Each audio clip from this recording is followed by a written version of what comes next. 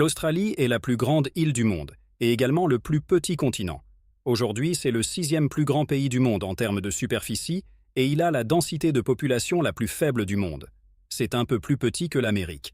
Alors que la population de l'Amérique est d'environ 340 millions, la population de l'Australie est seulement d'environ 25 millions, ce qui est assez surprenant. Les aborigènes d'Australie sont le peuple autochtone avec la plus ancienne culture encore préservée. On estime qu'il y a environ 75 000 ans, les aborigènes ont quitté l'Afrique et vivent en Australie depuis plus de 40 000 ans. Cependant, aujourd'hui, les aborigènes, dont la population totale est seulement de 400 000 personnes, ont été victimes de génocide au fil des siècles. Les Australiens ont la plus forte proportion d'immigrants parmi les habitants d'un pays développé. Plus de 25% d'entre eux sont nés dans un autre pays.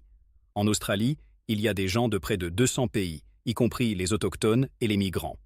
De plus de 300 langues et dialectes sont parlés, dont 45 sont des langues autochtones. Bien que l'anglais soit la langue la plus courante, l'italien et le grec le suivent.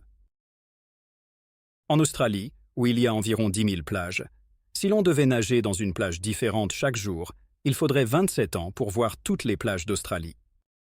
L'Australie possède une biodiversité impressionnante et unique au monde, avec des araignées géantes, des crocodiles et des serpents introuvables ailleurs.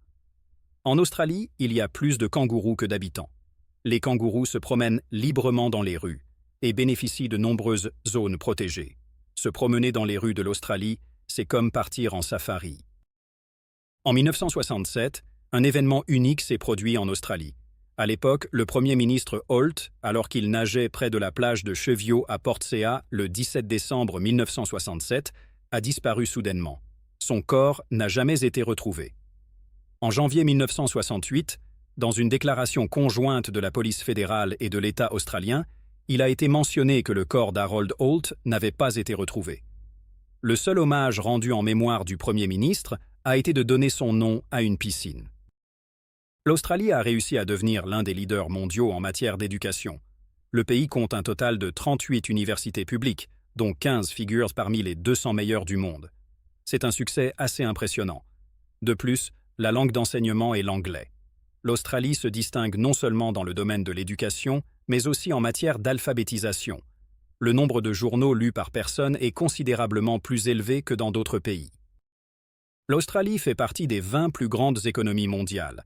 Le pays a une économie de marché libre, le revenu par habitant est élevé et le taux de pauvreté est faible. Le salaire minimum peut varier, mais il est généralement d'au moins 20 $ australiens par heure. C'est assez élevé comparé à d'autres pays. Une grande partie de la population australienne est composée d'immigrants et de réfugiés. Pour beaucoup de gens, s'installer en Australie est un grand rêve.